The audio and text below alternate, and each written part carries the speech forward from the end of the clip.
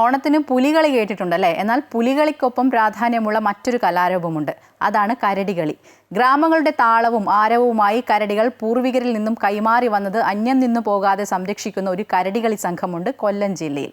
കരടികളിയെ കാത്തിരിക്കുന്ന വീടുകൾ ഇപ്പോൾ ഇല്ലെങ്കിലും സ്കൂളുകളിലും ഓണാഘോഷ വേദികളിലുമാണ് ഈ സംഘം കരടികളി അവതരിപ്പിക്കുന്നത്.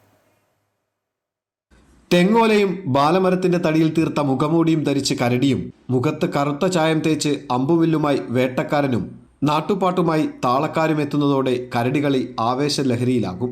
കൈമണിയും കൈത്താളവുമാണ് കരടികളിയുടെ വാദ്യോപകരണം. മനോഹരമായ വായ്ത്താരിയിലൂടെ പാട്ടിനും താളത്തിനുമൊപ്പം കരടിയും വേട്ടക്കാരനും ചുവടുവെക്കും.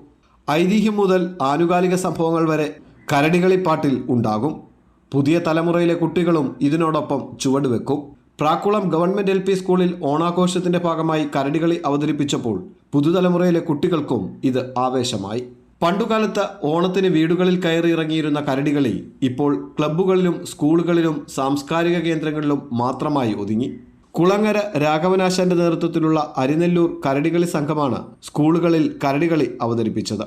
അടിയാന്മാർക്ക് തമ്പുരാൻ്റെ മുറ്റത്ത് പോലും ചെല്ലാൻ പാടില്ലാതിരുന്ന ഒരു സാഹചര്യം. ആ സാഹചര്യത്തിൽ ഇന്നത്തെ അയ്യങ്കാളിയെപ്പോലെ തലച്ചോറുള്ള അധസ്ഥിത വർഗത്തിൽപ്പെട്ട ആൾ, തലച്ചോറുള്ളവർ കൂടി ആലോചിച്ച് ഈ ഓണത്തിന് ഏതൊരു വീട്ടിലും ഏതൊരു കാര്യത്തിനും നമുക്ക് ചെന്ന് കയറാം കലയുമായിട്ട്. അപ്പോൾ ഓണം വന്നപ്പോൾ കരടി വേഷം കെട്ടി ഈ ഉള്ളവൻ്റെ മുറ്റത്ത് ചെല്ലാനൊരു സന്ദർഭം ഉണ്ടാക്കിയ കലയാണിത്. പുതുതലമുറയിലെ കുട്ടികളുടെ മനസ്സിൽ കരടികളിയുടെ ആവേശം നിറച്ച് അന്യം പോയിക്കൊണ്ടിരിക്കുന്ന ഈ തനത് കലാരൂപത്തെ നാളേക്ക് വേണ്ടിയും നിലനിർത്താനുള്ള തീവ്ര ശ്രമത്തിലാണ് ഈ കരടികളി സംഘം.